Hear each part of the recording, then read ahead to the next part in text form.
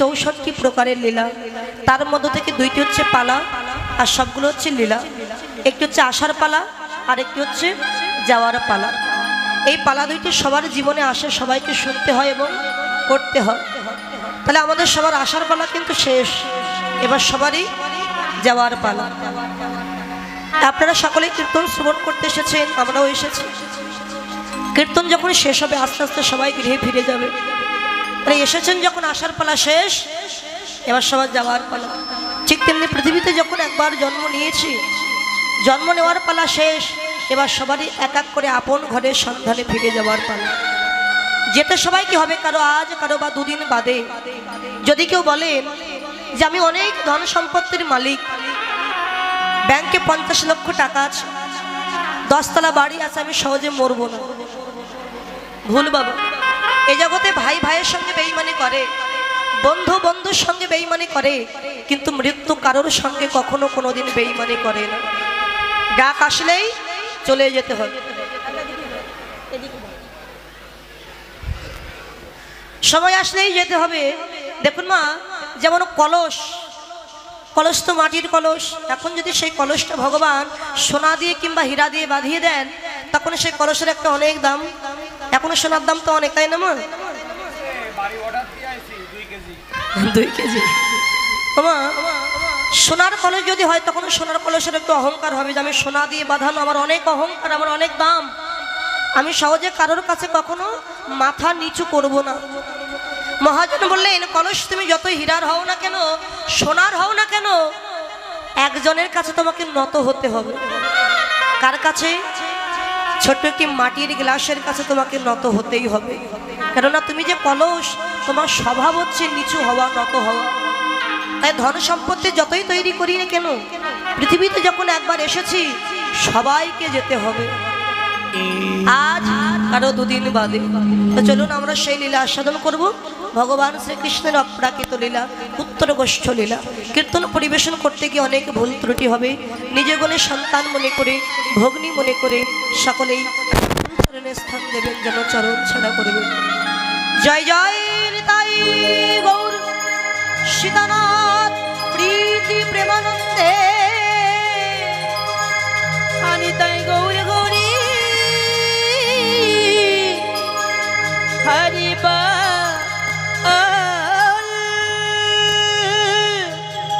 হরি বল, হরি বল, হরি বল, হরি বল, হরি বল।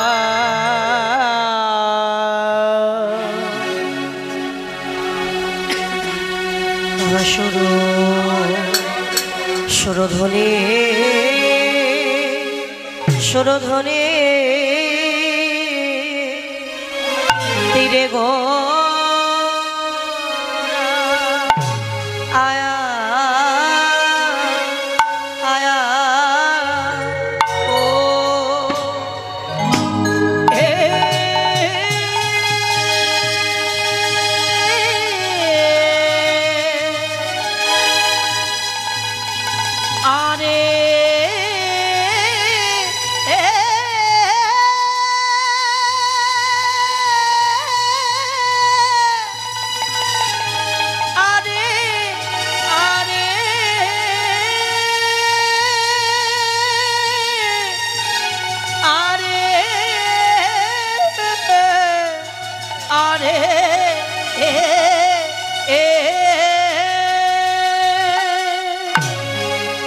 কিবা সুরধ্বনি তীরে,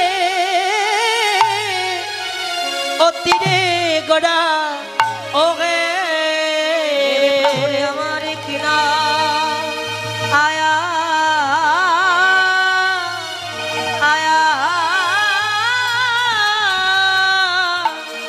ভাবে আয়ে আয়ে কিনা ভাবে বাবা ও ও দাই ও ও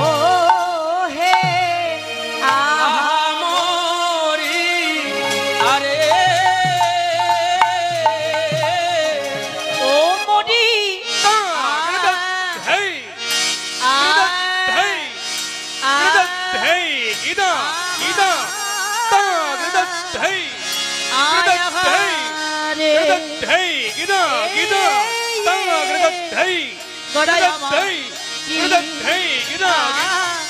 ভাবে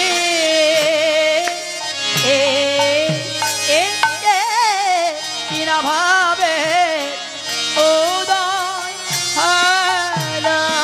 রে আগামরি আরে মরিয়া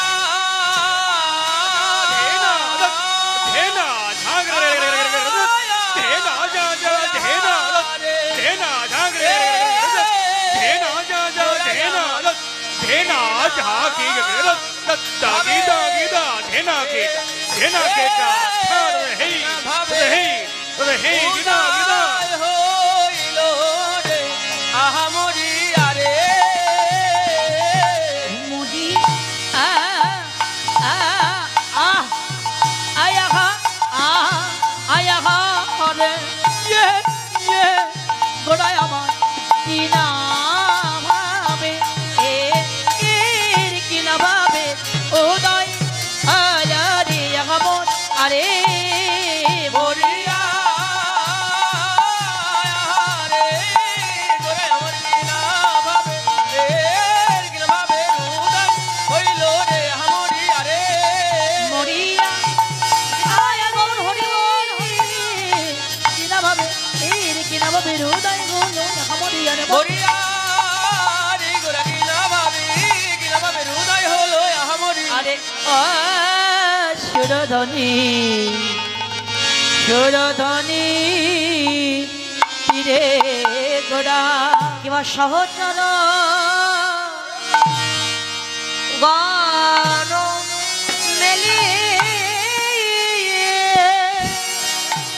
আরে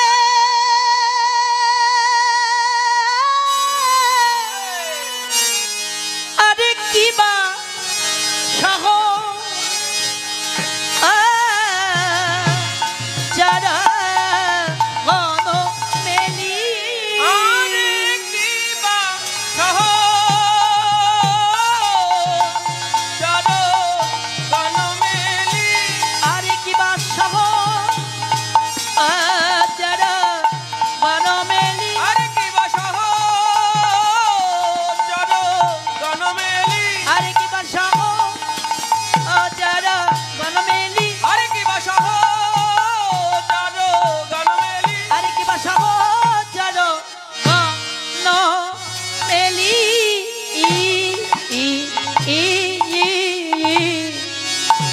আরে জগৎ সুরধনী তীরে গোড়া গোড়া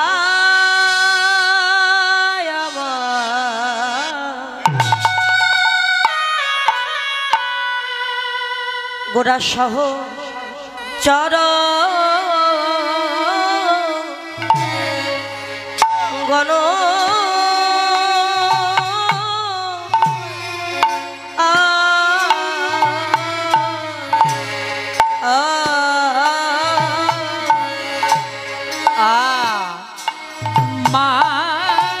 মারি গোড়া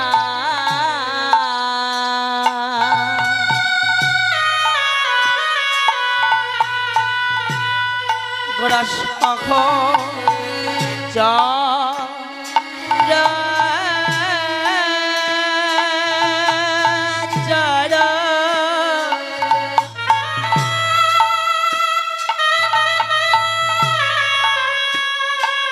সহচর গড়া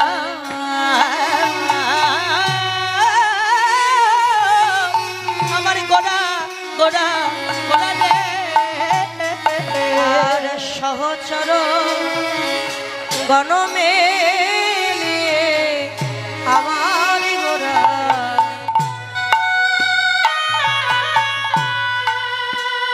গোড়ায় আমার আনন্দেবী বিভোর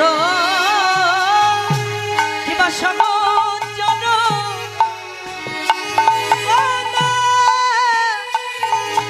মেলি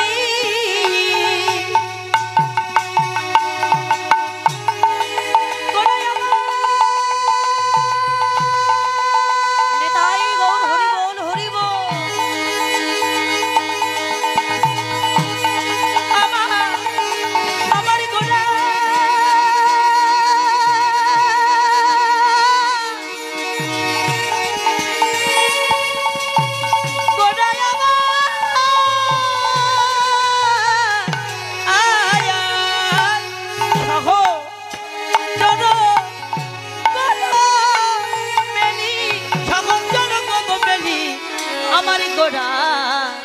আজি আনা দেবী বড় আজ বিভোরে যে হলো রে, বিভোরে যে হলো রে, ওরে আমার বিভোরে যে হলো রে, বিভোরে যে হলো রে, ওই না সহচর গণ মেলি গোড়ায় আমার বিভোর হলো রে। ওই সগত জন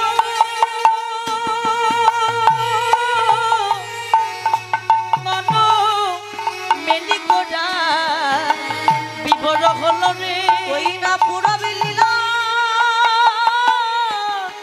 স্মরণ করি গোড়ায় আমার বিভোর হলো রে। ওই না পুরব লীলা স্মরণ করি গোরা বিভোরে যে হলো রে। বলো হবে না কেন বলো বলো হবে না কেন মা, এই যে ব্রজের কানাই নদীর নিমাই হবে না কেন এই যে মজির কানাই নদের নিমাই হবে না কেন মা, সেই তো এসেছে সেই তো এসেছে, সেই তো এসেছে, মজির কানাই নদের নিমাই সেই তো এসেছে, মজির কানাই নদের নিমাই সেই তো এসেছে, হরি নাম নিয়ে এসেছে, নাম নিয়ে এসেছে, হরি নাম নিয়ে এসেছে, হরি নাম নিয়ে এসেছে, এই কলির জীবন ধারের লাগি হরি নাম নিয়ে এই এসেছে। কলি জীবধারে লাগি হরি নাম নিয়ে এসেছে, বলে হরি বল হরি বল হরি বল হরি বল।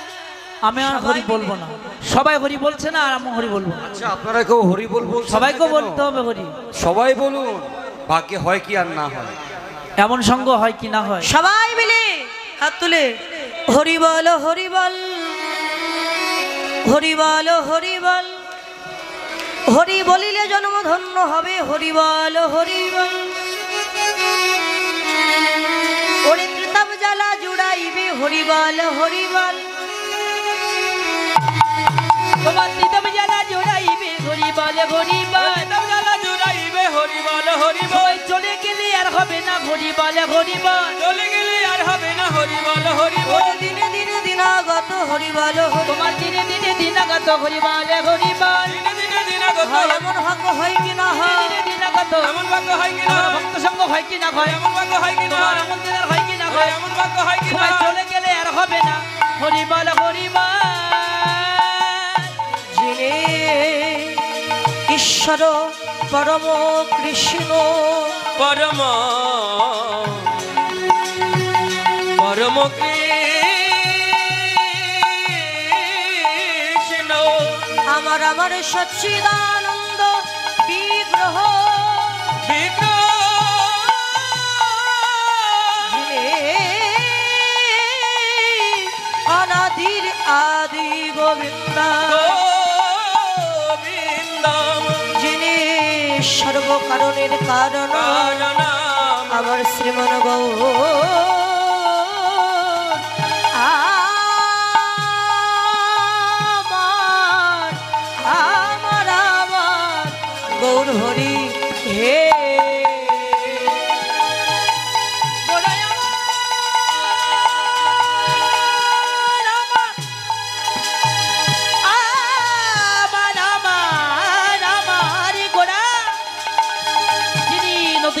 নবদ্বীপের মাঝে এই মনের হত জীব উদ্ধার করিবার লাগি সুদামাকা প্রেমধন নিয়ে সচি মায়ের গর্ভ মাঝারে উদয় হয়ে প্রত্যেক জীবের দ্বারে ধার দিয়ে কে নিবি বলে দুটি নয়নে জল ফেলে এই ধোলায় গড়া গৌরী দিয়ে পাপাচারে দুরাচারে জীব উদ্ধার করিবার জন্য আজ সেদিন দ্বারে ধার দিয়ে সুদামাকা নামে ফেলে হাতে পায়ে ধরে তরবার লাগি উদ্ধার করিবার লাগি গোড়া গোড়ায় আমার আজ দারে দারে গিয়ে নাম বেলায় সে। যিনি ঈশ্বর পরম কৃষ্ণ সচ্চিদানন্দ বিগ্রহ, যিনি অনাদির আদি গোবিন্দাম সর্বকারণের যিনি কারণ, যিনি বৃন্দাবনে ছিলেন ব্রজেন্দ্র নন্দন কৃষ্ণ, মা যশোদার নয়নে নীলমণি কৃষ্ণ, মুনি ঋষি সাধক সাধিকা গন্ধর্ব কিণ্ড হাজার হাজার বৎসর ধরে তপস্যা করছেন, ধ্যান করছেন যে চরণ কমল পাওয়ার জন্য, কিন্তু যে চরণ কমল লাভ করতে পারেন না। আজ শ্যান বিরিঞ্চি বাঞ্ছিত ধন এই কলির আরাধ্য দেবতা পতিতে পাবন আমার গৌরাঙ্গ সুন্দর। আজ আমাদের মতো অত্যাচারী পাপাচারী বেভিচারী দুরাচারী জীবের মলিন দশাকে দর্শন করে শ্রীধাম নদিয়া নবদ্বীপের মাঝে গৌর হয়ে আবির্ভূত হয়েছে। তো যিনি বৃন্দাবনে ছিলেন মা যশোদার নয়নের মণি, আর নবদ্বীপে তিনি যখন নিমাই রূপে এসেছেন তিনি সচী মাতার নয়নের মণি। নদিয়া নাগরিকগণের কাছে তিনি হলেন গৌরাঙ্গ সুন্দর, আর ভক্তের কাছে হচ্ছেন আমার ভক্তের ভগবান। সেই গৌরাঙ্গ সুন্দর কৃপা করে কলি জীবের অত্যাচারী পাপাচারী জীবের মলিন দশাকে দর্শন করে নদিয়ার মাঝে তিনি এসেছেন। সত্যযুগে মুর নামক অসুরকে বধ করে ভগবানের নাম হয়েছিল মুরারি। ত্রেতা যুগে রাবণ বধ করে নাম হলো রাবণারী। দাপর যুগে কংস বধ করে নাম হলো কংসাহারী। আর কলিযুগে আমাদের মতো অজ্ঞান জীবকে উদ্ধারের জন্য নাম নিয়েছেন চৈতন্য গৌর হরি। এই কলিযুগে মহাপ্রভু কাউকে প্রাণে মারেননি বাবু। রাম আদি অবতারে ক্রোধে যুদ্ধে অস্ত্র ধরে অসুরেরও করিল সংহার। এবে অস্ত্র না ধরিব প্রাণে কারো না মারিব, হরিনাম দিয়ে চিত্ত শুদ্ধি করিব। প্রতিজ্ঞা নিয়েছিলেন তিনি, কলিযুগে কাউকে প্রাণে মারবো না। তবে কি দিয়ে উদ্ধার করবো কলির জীবকে? একমাত্র মধুমাখা হরিনাম দিয়ে উদ্ধার করো। এই কলিযুগের মাঝে এসে মহাপ্রভু জাতির ভেদাভেদ তুলে দিলেন। কিবা ব্রাহ্মণ কিবা চণ্ডাল করে কোলাকুলি কবে বা ছিল এ রঙ্গ। যাকে পেয়েছিলেন বুকে জড়িয়ে ধরে বলেছিলেন, ভাই একবার হরি বল বলো, একবার কৃষ্ণ নাম করো, হরিনাম বিনা জীবের আর কোনো গতি নেই। যদি গৌরাঙ্গ না হইতো কেমনে হইতো, কেমনে ধরে তামদে আহামরি রে, কেমনে ধরে তামদে। যদি গৌরাঙ্গ না হইতো তবে কেমনে হইতো, কেমনে ধরিতাম এই দেহ গো, কেমনে ধরিতাম রে। যদি গৌরাঙ্গ না হইতো কেমনে হইতো, কেমনে ধরে তামদে আহামরি রে, কেমনে ধরে তামদে। যদি গৌরাঙ্গ না হইতো তবে কেমনে হইতো, কেমনে ধরিতাম দেহ গো, কেমনে ধরিতাম রে। শ্রী রাধা মহিমা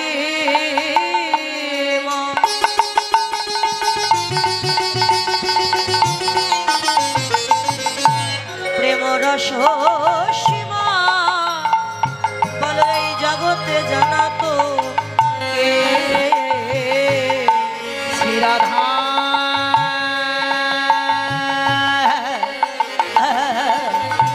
মহিমা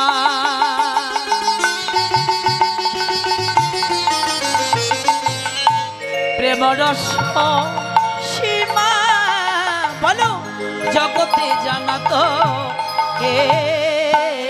রসের গৌর যদি না আসিত, রস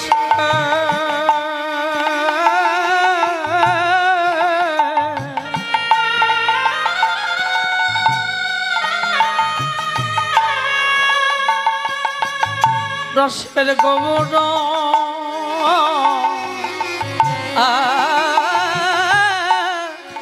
গৌর যদি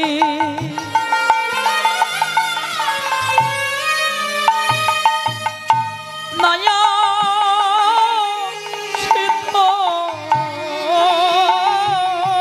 তবে রাধা তত্ত্ব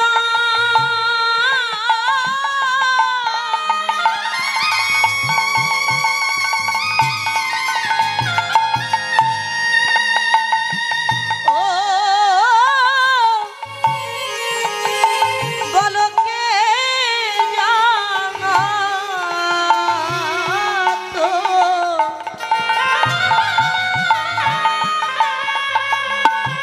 রসের গৌর যদি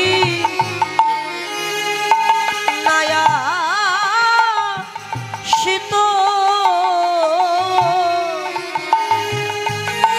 রসের গৌর যদি রাধা তত্ত্ব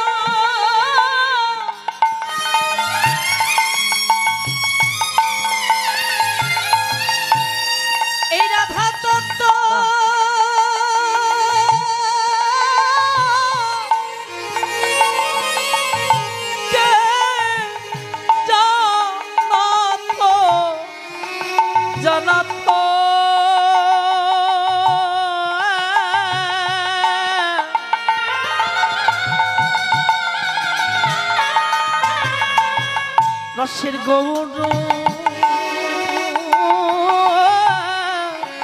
গৌর যদি মায়া শীত বলো বলো কে জানাতো, বলো কে জানাতো, বলো কে জানাতো, কে জানাতো, আমার গৌরী যদি নাই আসিত, এই রাধা তত্ত্ব বলো কে জানাতো, আমার গৌরী যদি নাই আসিত আমার গৌরী এসে না বিলাইল, যদি নাই আসিত আমার গৌর এসে নাম বিলাইল, রাধা তত্ত্ব কি জানাতো আমার গৌর যদি নাই আসিত, রাধা তত্ত্ব কি জানাতো বলে কে বল কে নিবি বলে, গৌরী যদি নাই আসিত ওরে নিবি নাম নিবি বলে, গৌরী যদি নাই আসিত রাধা তত্ত্ব কে জানাতো বলো জগতে জানাতো কে গো, জগতে জানাতো কে।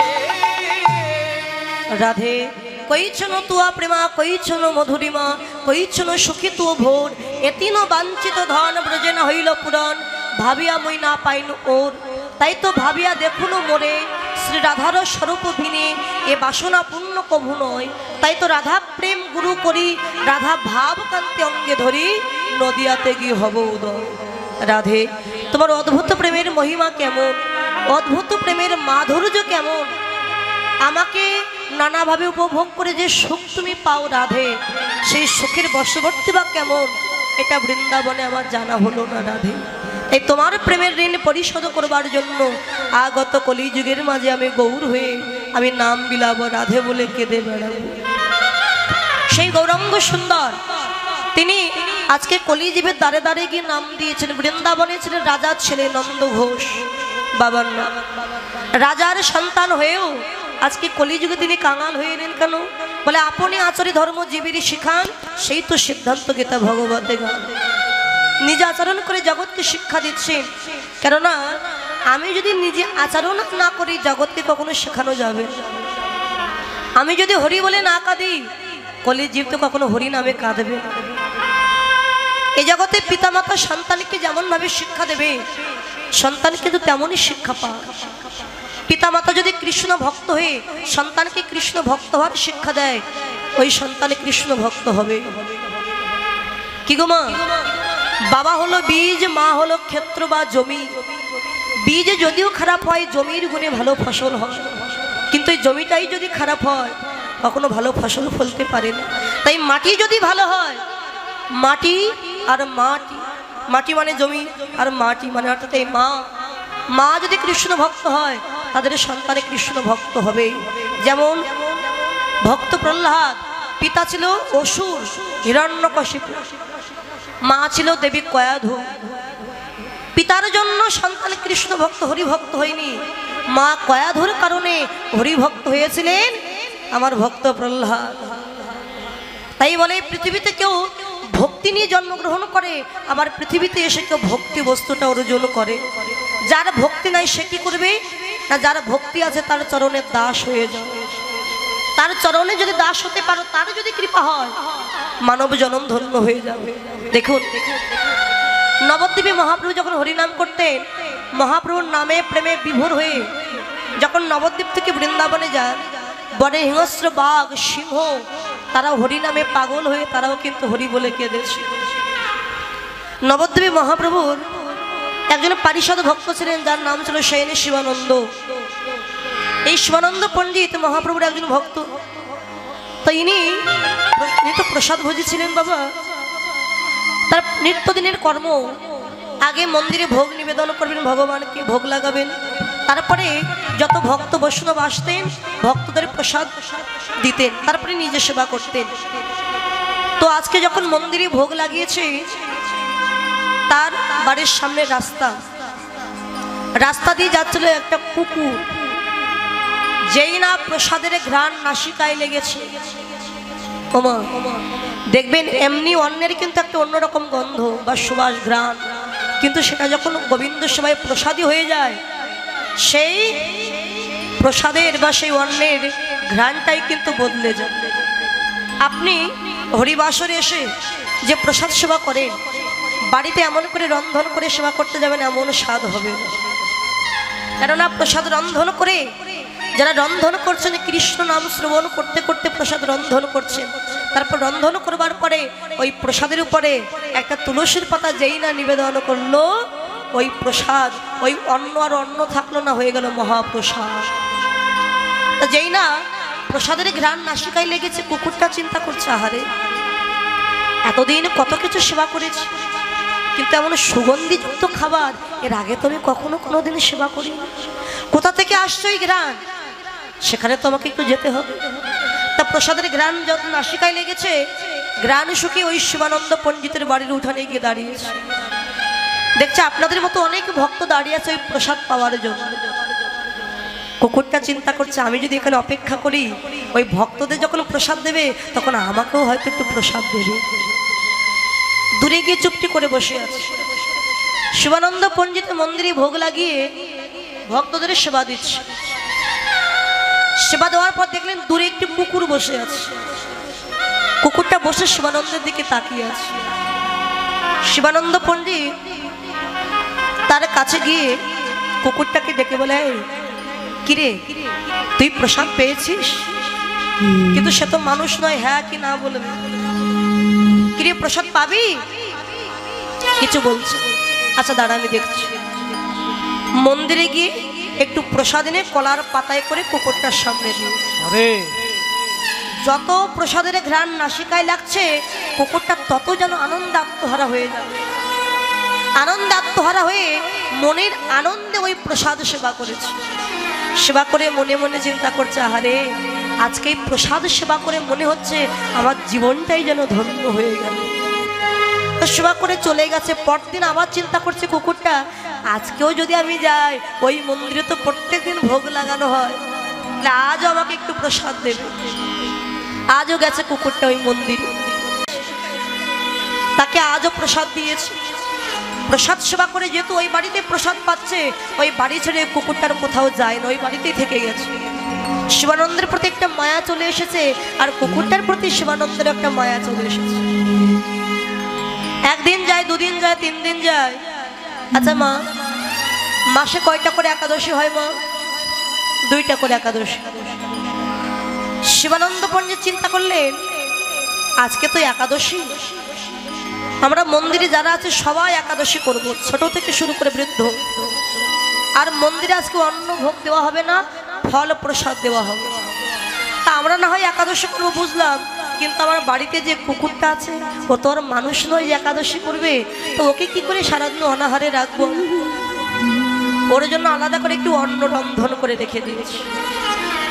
মন্দিরে ফল প্রসাদ দিয়ে ভক্তদেরও ফল প্রসাদ দিয়েছে।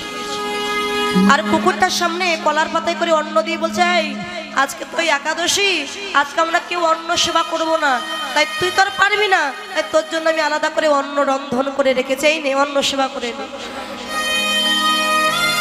কুকুরটা দেখছে সবাই ফল সেবা করছে, আর তার জন্য একা কিনে শুধু অন্ন।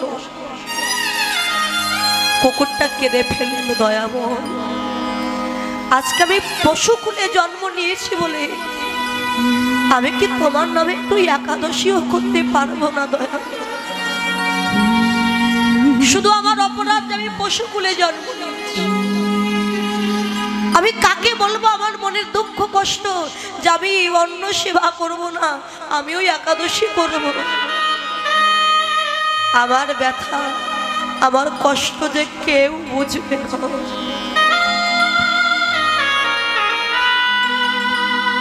কেউ বুঝবে না আমার দুঃখ। তো অন্যের দিকে তাকিয়ে কুকুরটা কাজ। শিবানন্দ পণ্ডিত গিয়ে দেখছে অন্যদিন যেমন প্রসাদ দিলে সেবা করে, আজকাল সেবা করছে না, কুকুরটা কাজ। হরিবল।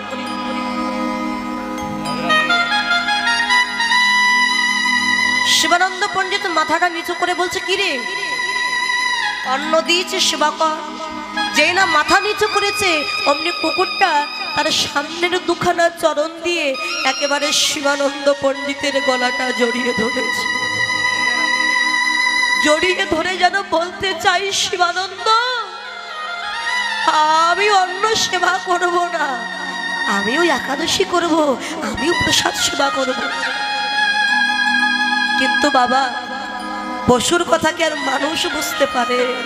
কি রে, অন্য সেবা করবি না? আচ্ছা দাঁড়া, আমি দেখছি কি করা যায়। মন্দিরে গিয়ে দেখছে বাবা, মন্দিরে একটি মাত্র ফল আছে যেটা শিবানন্দ নিজের জন্য রেখে দিয়েছে। চিন্তা করলেন এই ফলটা না হয় আজকে আমি ওকে দিয়ে দিয়ে আমি না হয় নির্জল উপবাস কাটিয়ে দেব। বল, নির্জল উপবাস কাটিয়ে দেব। তার যে পাত্রে অন্ন ছিল কলার পাতায় করে, ওই পাত্রে গিয়ে ফলটা দিয়েছে শিবানন্দ। দেখি কোনটা সেবা করে। ফল এক পাশে, অন্ন এক পাশে। পুকুরটা অন্ন ফেলে রেখে ওই ফল প্রসাদটাই সেবা করেছে। ও বুঝতে পেরেছি, তুই তাহলে একাদশী করবার জন্য কাঁদছিলি। ওরে, অনেকে আছে মানুষ কুলে জন্ম নিয়ে তারা একাদশী করতে পারে না, থাকতে পারে না, আর তুই কিনা একটা পশু হয়ে একাদশী করবার জন্য কাঁদছিস। ঠিক আছে, আমি যখন বুঝতে পেরেছি সামনের একাদশী এলে তোকে আমি অন্ন দেবো না, তুইও একাদশী করিস আমাদের সাথে। বেশ কিছুদিন ওই মন্দিরেই থাকে, প্রসাদ পায়। ভক্তরা যখন প্রসাদ রেখে চলে যায়, ওই যে এঠো, ওই এঠো প্রসাদ কুকুরটা সেবা করে। আজকে শিবানন্দ পণ্ডিত যাবেন পুরী ধামে প্রভু জগন্নাথের দর্শন করতে। নবদ্বীপে আরো অনেক ভক্ত বৈষ্ণবেরা যাবেন, সবাই মিলিত হবেন নদীর ঘাটে গিয়ে। তো শিবানন্দ রাস্তায় বাহির হয়েছে যাওয়ার জন্য। কুকুরটা বুঝতে পেরেছে, বুঝতে পেরে শিবানন্দের সামনে গিয়ে একেবারে শিবানন্দের চরণ দুখানা জড়িয়ে ধরেছে। কিরে, বাধা দিচ্ছিস কেন? আমি যাচ্ছি পুরী ধামে জগন্নাথ দর্শন করতে, আমার চরণ ছেড়ে দে, ছেড়ে দে বলছি। ও চরণ ছাড়ছে। এই তুই ওকে তাহলে যাবি? কিছুই বলছে। ঠিক আছে, যদি যেতে চাস তাহলে চল, আর দেরি করিস না, অনেক দেরি হয়ে যাচ্ছে, চল আমার সাথে চল। কুকুরটাকে নিয়ে যাই নদীর ঘাটে গিয়ে দাঁড়িয়েছে, আরো তো অন্যান্য ভক্তরা দাঁড়িয়েছিল শিবানন্দের অপেক্ষায়। কুকুরটাকে দেখি অন্যান্য ভক্তগণ তো রেগে গেছে। শিবানন্দ, ও শিবানন্দ, তুমি যাবে সঙ্গে, কুকুরটাকে আমার নিয়ে যাবে নাকি? বাবা, তখনকার সময় কুকুর বিড়ালকে স্পর্শ করে স্নান করতে হতো, খুব মেনে চলত। এই কুকুর নিয়ে যাবে নাকি আবার? দেখো, যদি কুকুরের সাথে নিয়ে যাও আমাদের সঙ্গে তোমাকে নিয়ে যাব, আর যদি কুকুরটাকে রেখে যেতে পারো তবে তুমি আমাদের সঙ্গে চলো, আমরা ওই কুকুরটার সাথে একই নৌকায় পার হতে পারবো। শিবানন্দ বলে, ভাই ওই এতটা পথ আমার সাথে এসেছে, এখন আমি যদি ওকে রেখে যাই ও মনে বড় কষ্ট পাবে, দুঃখ পাবে। ওসব আমরা জানি না, কি করবে তুমি দেখো। ঠিক আছে, কুকুরটার দিকে তাকিয়ে দেখছে, কুকুরটা অঝর ঝরায় কাঁদছে। প্রভু মনে মনে বলছে যে আমি পশুকুলে জন্ম নিয়েছি বলে আমি তোমার সেবা থেকে, সমস্ত সেবা থেকে আমি বঞ্চিত হয়ে যাব প্রভু। দেখি শিবানন্দ কি বলে, ও যা বলবে আমি তাই শুনি। কুকুরটার কাদা বদন দেখে শিবানন্দের একটু মায়া হলো, আর চিন্তা করলেন, আমি শুনেছি ধর্মরাজ যুধিষ্ঠির যখন স্বর্গপথে যাত্রা করেছিলেন সাথে ছিলেন একটা কুকুর। যখন ধর্মরাজ তাকে পরীক্ষা করবার জন্য ধর্মরাজ বলেছিলেন, যুধিষ্ঠির স্বর্গে যেতে হলে কুকুরটাকে রেখে যেতে হবে। যুধিষ্ঠির বলেছিলেন, আমরা 5 ভাই আর আমাদের স্ত্রী দ্রৌপদী স্বর্গপথে আমরা যাত্রা করেছিলাম, আমার 4 ভাই আমায় ছেড়ে চলে গেছে, তাদের মৃত্যু হয়েছে, আমার স্ত্রীর মৃত্যু হয়েছে, সেও আমায় ছেড়ে চলে গেছে, কিন্তু এই কুকুরটা আমায় ছেড়ে যায়। ও আমার সাথী হয়ে এতটা পথ এসেছে, তাই আমি স্বার্থপরের মতো ওকে ছেড়ে একা আমি স্বর্গে যাব না। সেদিন যদি যুধিষ্ঠির মহারাজ পারেন তাহলে আমি কেন পারবো না? ঠিক আছে ভাই, তোমাদের যদি কোনো ক্ষতি হয় তোমরা চলে যাও, আমি আর যাব না পুরীধাম। শিবানন্দ, একটা কুকুরের জন্য তুমি আমাদেরকে ত্যাগ করছো? বেশ, থাকো, তোমার এই কুকুর নিয়ে আমরা চলে গেলাম। সবাই নদী পার হয়ে চলে যাচ্ছে, কিন্তু এতটা পথ গেছে তো শিবানন্দের মনে সাধ যাচ্ছে, এতটা পথ এলাম আর একটু প্রভু দর্শন করতে পারবো না। তা নদীর ঘাটে মাঝি দাঁড়িয়ে আছে নৌকা নিয়ে। মাঝিকে বলে, মাঝি ভাই, ও মাঝি ভাই, তুমি আমাকে একটু দয়া করে পার করে দাও না। পার তো করবো, তাই কুকুরে কি করবে? দেখো ভাই, ওই এতটা পথ আমার সাথে এসেছে, আমি ওকে ছেড়ে গেলে ও মনে বড় কষ্ট পাবে। ঠিক আছে, আমার এই কুকুরটাকে সাথে তুমি পার করে দাও, যত মানুষ পার করবে সবার ভাড়া আমি তোমাকে দিয়ে দেব। ঠিক আছে, তুমি যখন বলছো ভাড়া দিয়ে দেবে, তবে আর একটা শর্ত আছে। কি শর্ত বলো? যদি কোনো ভক্ত শোনে আমার নৌকায় কুকুর উঠেছিল, আমার নৌকায় আর কেউ উঠবে না, তাই ওপারে গিয়ে তুমি ওকে নামিয়ে জল দিয়ে আমার নৌকাটা সুন্দর করে ধুয়ে মুছে পরিষ্কার করে দেবে। ঠিক আছে, আমি এটাও করতে রাজি আছি। নৌকায় তুলে যখন পার করে দিয়েছি, ওপারে কুকুরটাকে নামিয়ে জল দিয়ে শিবানন্দ নৌকাটা ধুয়ে দিচ্ছে। আর কুকুরটা দেখছে আজকে আমার জন্য আমার প্রভুর এত দুঃখ, এত কষ্ট। আরে আমি আছি বলে তার দুঃখ কষ্ট, আমি না থাকলে তার তো কোনো কষ্ট নেই, দুঃখ। আমার জন্য তাকে যখন এত কষ্ট পেতে হচ্ছে, আমি আর থাকবো না, আমি চলে যাব। কুকুরটা আস্তে আস্তে চলে যাচ্ছে। এদিকে মাঝি শিবানন্দকে ডেকে বলে, শিবানন্দ, ও শিবানন্দ, তুমি কার জন্য এত কষ্ট করছো গো? কেন না যে কুকুরটার জন্য তুমি আমার নৌকাটা ধুয়ে মুছে দিচ্ছ? দেখো, পার হয়ে গিয়ে ওই কুকুরটা কেমন স্বার্থপরের মতো তোমাকে ছেড়ে একা একা চলে যাচ্ছে। শিবানন্দ তাড়াতাড়ি করে উঠে দেখে সত্যি কুকুরটা বেশ কিছু দূর চলে গেছে। মনে বড় কষ্ট পেল, যার জন্য আমি এত কিছু করলাম, আজকে সেই কিনা আমায় ছেড়ে চলে গেল। বেশ, ও যাচ্ছ, আমি আর ওর জন্য কষ্ট পাবো না, দুঃখ পাবো না, ও যা। শিবানন্দ পরে একা একা যাচ্ছে। এদিকে বাবা, ওই কুকুরটা সবার আগে, এমনকি ওই ভক্তদেরও আগে পুরীধামে পৌঁছে গেছে। কোথায়? যেখানে স্বয়ং গৌর হরি ওই গরুড়া স্তম্ভে হাতখানা রেখে আমার জগন্নাথের মূর্তি দর্শন করছে আর অঝর ঝরায় কাজ। কেননা গৌরী তো জগন্নাথ, গৌর হলেন সচল আর মূর্তি হচ্ছে অচল। জগন্নাথ দর্শন করছেন আর অঝর ঝরায় কাঁদছেন, আর কুকুরটা গিয়ে মহাপ্রভুর চরণের পাশে গিয়ে বসে পড়েছে। যখন প্রভু কাঁদছে, তার নয়নের জল টপ টপ করে কুকুরটার মাথায় পড়ছে, আর কুকুরটা যখন কাঁদছে, তার নয়নের জল আমার মহাপ্রভুর চরণে গিয়ে পড়েছে। চমকে উঠেছে আমার গৌর হরি, কে কে কাঁদছে অমন করে?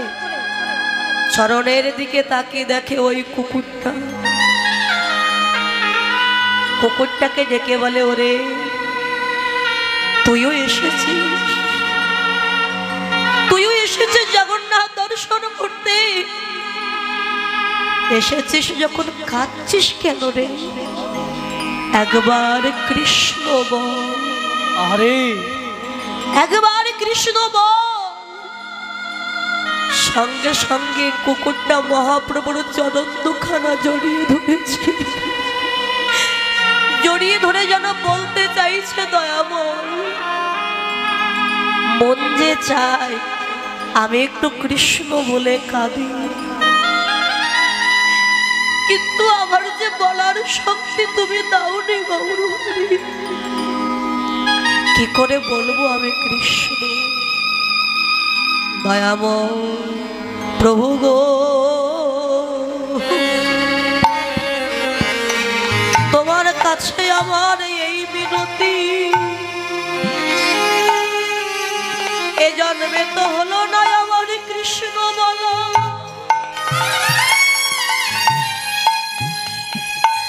তাই আবার যদি আমায় কখনো জন্ম দাও,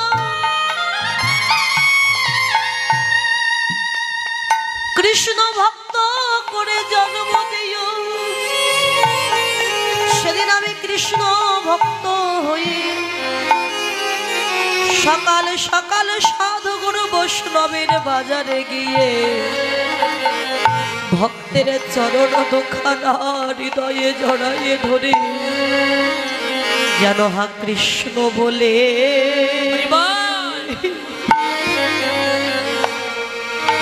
আমি কাঁদিতে পারি। আমি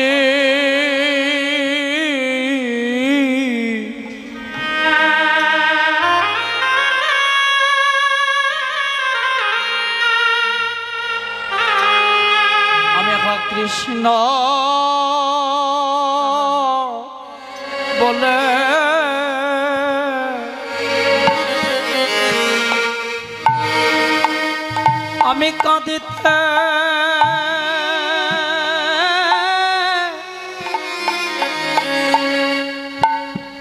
আমি কাঁদিতে পারি। দুটি নয়ন জলে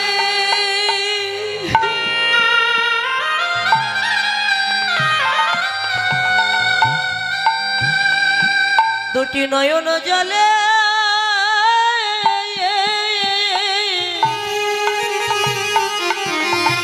আমার বুকু ভাব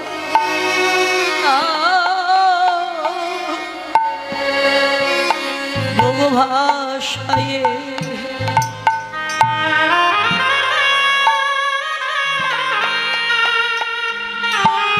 জানো হা কৃষ্ণ বলে আমি কাঁদিতে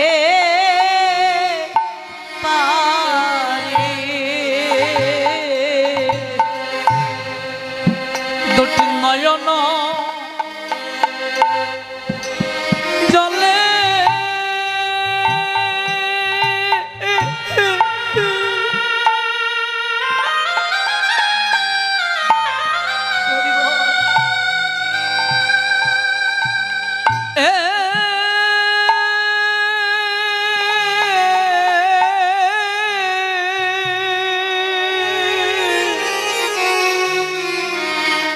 দয়াল দুটি নয়নে জলে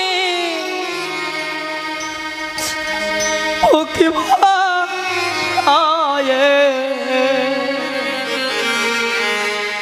যেন হা কৃষ্ণ যেন হা কৃষ্ণ বলে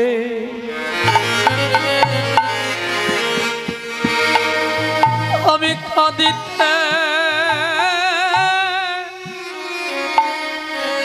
কাঁদিতে পারি। কুকুরটার মনের ভাব জানতে পেরে মহাপ্রভু কুকুরটাকে ডেকে বলে, ওরে পরজন্মে কৃষ্ণ বলবি কেন? তুই এ জন্মেই কৃষ্ণ বলবি। কি করে প্রভু? আমার যে বলার শক্তি তুমি দাওনি দয়াময়, কি করে বলবো আমি কৃষ্ণ? মহাপ্রভু কুকুরটার মাথায় হাত দিয়েছে, মাথায় হাত দিয়ে বললেন, ওরে এবার তো কৃষ্ণ বল, আরে এবার তো কৃষ্ণ বল। স্বয়ং ভগবানের হাত যার মাথায়, তার কি অসাধ্য বলে আর কিছু থাকে বাবা? মহাপ্রভুর কৃপা কুকুরটা নিজের ডাক ভুলে গিয়ে হা কৃষ্ণ প্রাণ কৃষ্ণ বলে চিৎকার কৃষ্ণ হরে কৃষ্ণ কৃষ্ণ কৃষ্ণ হরে হরে হরে রাম রাম রাম হরে হরে। যে কৃষ্ণ বলে কেঁদে উঠেছে অমনি শিবানন্দ পণ্ডিত এসে দেখে কি এ আমি কি দেখছি আমার বাড়ির সেই কুকুর সে কিনা বলছে কৃষ্ণ গৌর হরি এ আমি কি দেখছি একটা পশু একটা কুকুর সে কিনা বলছে কৃষ্ণ। মহাপ্রভু বললেন শিবানন্দ তুমি কাকে পশু বলছো তুমি ওকে পশু বলো না ও যে পরম ভক্ত পরম বৈষ্ণব যে তোমার বাড়িতে এতদিন ছিল যে একাদশী করলো যে কিনা এতটা পথ এসেছে জগন্নাথ দর্শন করতে যার এত ভক্তি দেহে তাকে তুমি পশু বলছো। শিবানন্দ বৈষ্ণবের কোনো জাত হয় না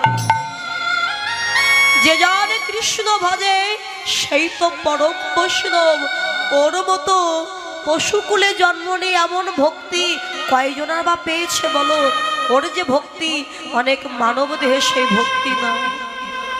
শিবানন্দ আমার ছুটে গিয়ে আরে কুকুরটার সম্মুখে গিয়ে করজোরে দাঁড়িয়েছি ওরে ভক্ত রে তুই এতদিন আমার বাড়িতে ছিলি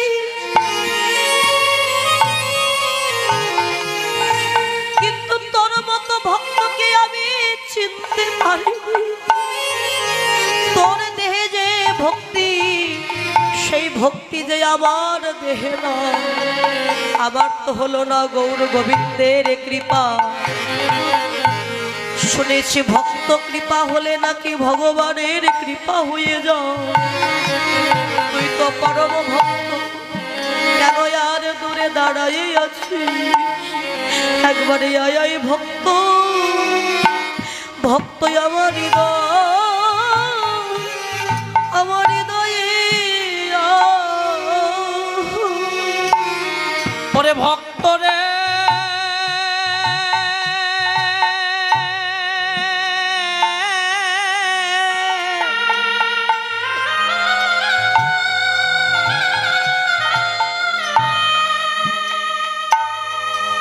বলি একবার আয়া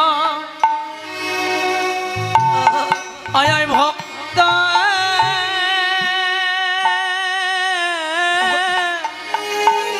গৌর হরি বল। আমার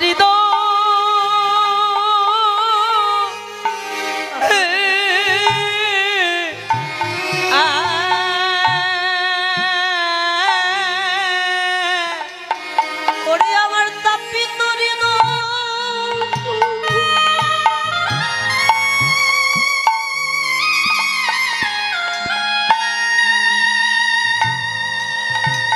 আমার তাপিত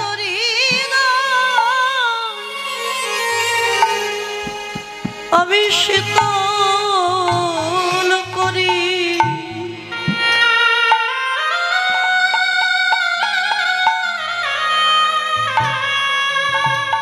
একবারে আয় ভক্ত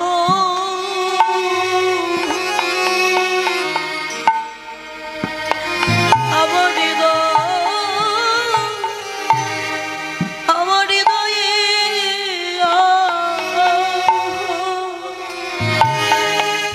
আমার তাপিত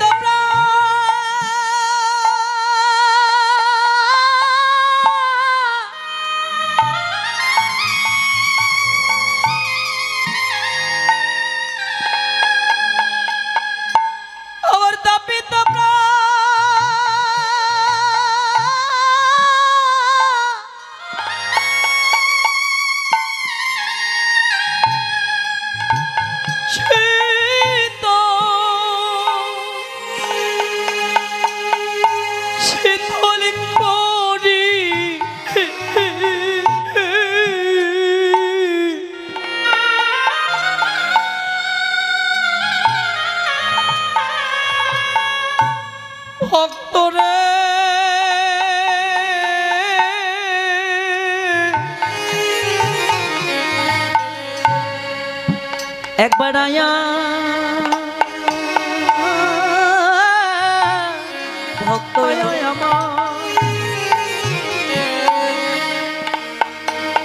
আমার তো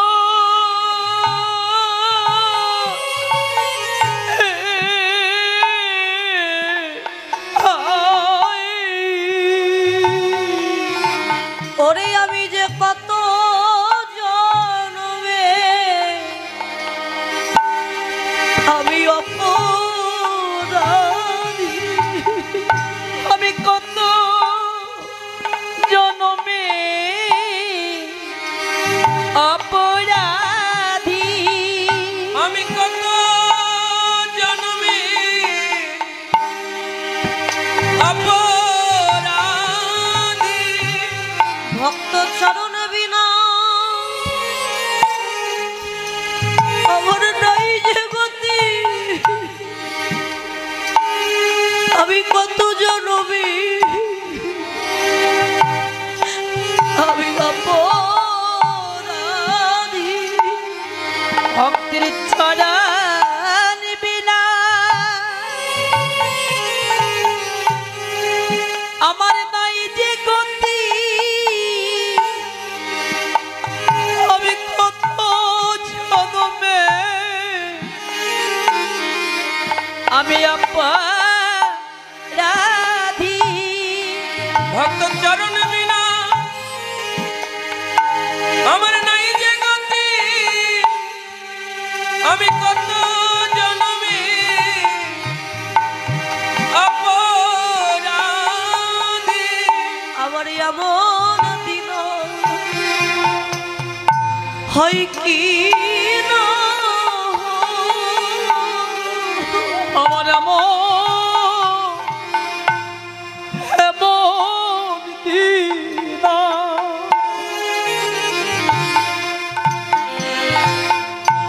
আমার হয় কি না, আমার দিনে দিনে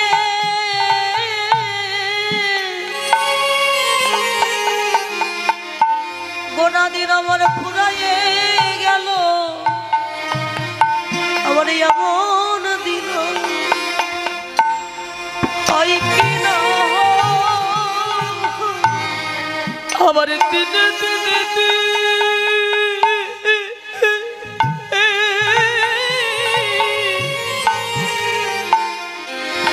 এই গোনা দিন ফুরাইয়ে গেল। একবারে আয় ভক্ত আমার হৃদয়ে আমার দেখিতে দেখিতে চলে গেল, আমার এমন দিন আর হয় কি না হয়, তাদের গোনা দিন আমার ফুরাইয়ে গেল, আমার এমন দিন আর হয় কি না হয়, আমার যাওয়াই আসা সারি হলো, ওরে এমন দিন আর হয় কি না হয়, আসা যাওয়া সারি হলো, ওরে এমন দিন আর হয় কি না হয়, আমার কৃষ্ণ ভজন হলো না রে, আমার যাওয়ার আশা বিফল হলো, ওরে কৃষ্ণ ভজন হলো না রে, যাওয়ার আশা বিফল হলো, আমার কৃষ্ণ ভজন হলো না গো।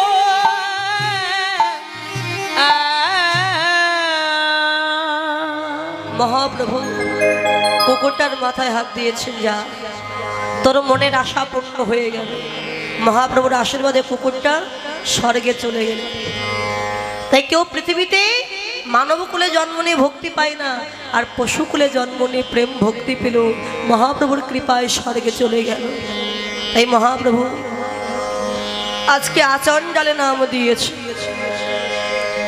কিবা ডাকিয়া হাকিয়া খোলো করো তারে, ডাকিয়া হাকিয়া ওই হলো করো তালে, আহা গাইয়া ধাইয়া ফিরে ডাকিয়া হাকিয়া ওই হলো করো তালে গাইয়া গাইয়া রে আহা, বলি দেখিয়া সমন। আচ্ছা বাবা, সমন মানে কি বাবা? মানে তো জীবন। সমন মানে মৃত্যু। মৃত্যুর কথা শুনে সবার ভয় লাগে না? বলি দেখিয়া সমন তারা সব পাইয়া দেখিয়া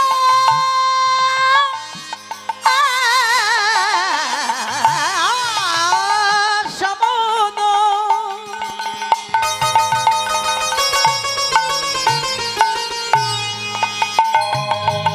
দেখিয়া সমন তোরা সইয়া ওই না কপাট হানিল তারে, কপাট হানিল তারে। দেখিয়া সমন তোরা পাইল কপাল হারিল তোমার দিনা গাতা কবে বাঁধিবি করে রবি সুত, তোমার দিনে দিনে দিনাগত বাদিবি করে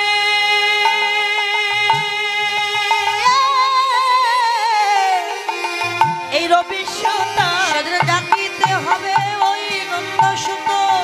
বাদি কবি তোর ডাকিতে হবে নন্দসুত।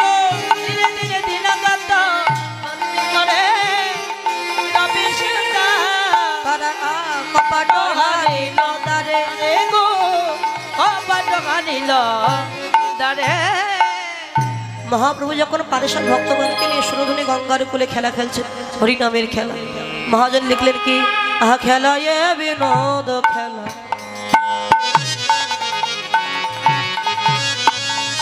আমার গোরাবন মালি খেলায় খেলায়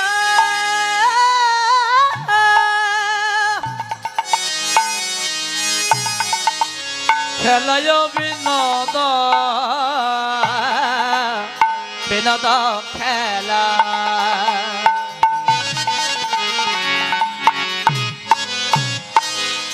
আমার গড়া বন মালি ওরে খেলায় বিনোদ খেলা।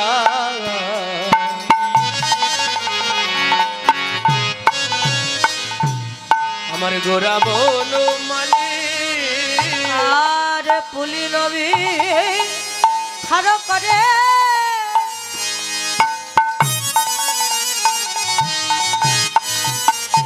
ভকত চলে শিবা পলি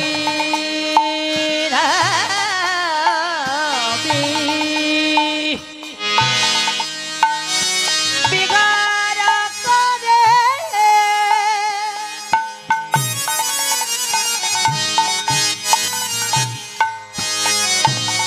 ভক্তম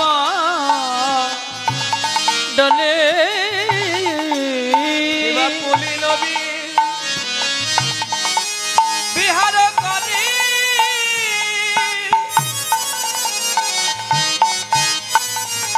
ওরে ভক্ত মণ্ডলী শিবা খেলায় বিনোদ বিনোদ বিনোদ খেলা খেলা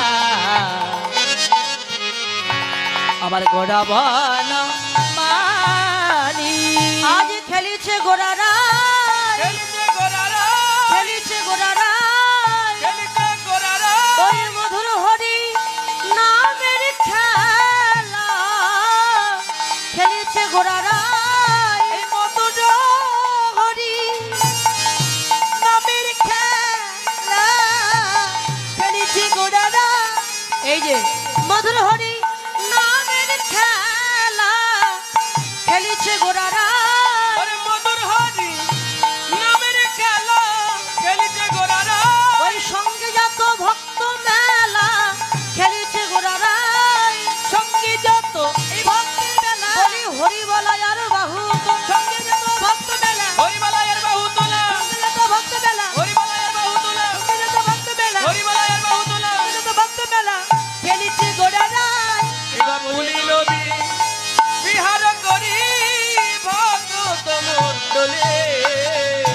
করবা খেলায় বিনোদ খেলা খেলা আমার গোড়া বন মারি খেলা এই বিনোদ খেলা, বিনোদ অর্থাৎ নতুন। আজকে নতুন খেলা খেলছেন মহাপ্রভু, সেটা কি না হরিনামের খেলা। তাহলে আপনারা বলবেন হরিনামের খেলা আবার নতুন হলো কি করে? তো সবসময়ই হচ্ছে হরিনাম, সবসময় কানে শ্রবণ করছি, এটা আবার নতুন হলো কি করে? বাবা, আমাদের ধর্মের নাম হচ্ছে সনাতন ধর্ম, শাশ্বত চিরন্তন চির নতুন, যা অতীতে ছিল বর্তমানে আছে ভবিষ্যতে থাকবে। আজকে আমরা সবাই হরিনাম শ্রবণ করছি বাবা, আমাদের কাছে নতুন। আমাদের পরবর্তী প্রজন্ম যারা আসবে তারা শ্রবণ করবে, তাদের কাছে নতুন। তার পরবর্তী প্রজন্ম যারা আসবে তারা শ্রবণ করবে, তাদের কাছে নতুন। বাবা, এই হরিনাম খেলা কখনো কি পুরাতন হয়?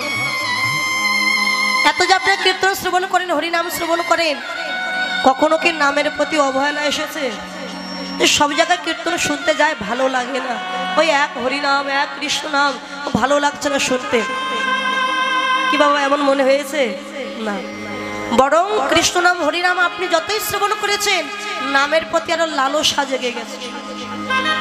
এখন তো প্রত্যেক গ্রামে গ্রামে 3-4টে করে অনুষ্ঠান হচ্ছে, কীর্তন হচ্ছে, ভগবত পাঠ হচ্ছে, সব জায়গায় অষ্টকালীনের এই 6টা পালাই হচ্ছে, একই পদ, সব কিছু একই। তবে যত শ্রবণ করছেন কখনো অবহেলা নয়, আরো লালসা বেড়ে যাচ্ছে। হরিনাম এমনই, যত শ্রবণ করবেন, নাম শ্রবণ করতে করতে নামের কৃপা যখন হয়ে যাবে, আপনি নাম ছাড়তে চাইলেও হরিনাম আপনাকে আর ছাড়বে না।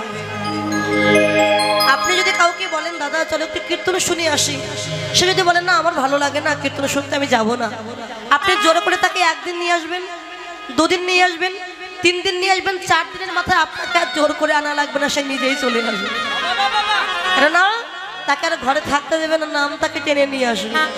তাই তো আপনারা এত দূর দূরান্ত থেকে এসেছেন হরিনাম কৃষ্ণ নাম শ্রবণ করবার জন্য। তাই সেই হরিনামের খেলা খেলছেন মহাপ্রভু, আমরা একটু খেলবো নামের খেলা, খেলবেন আপনারা সবাই মিলে? তোরা দেখবি যদি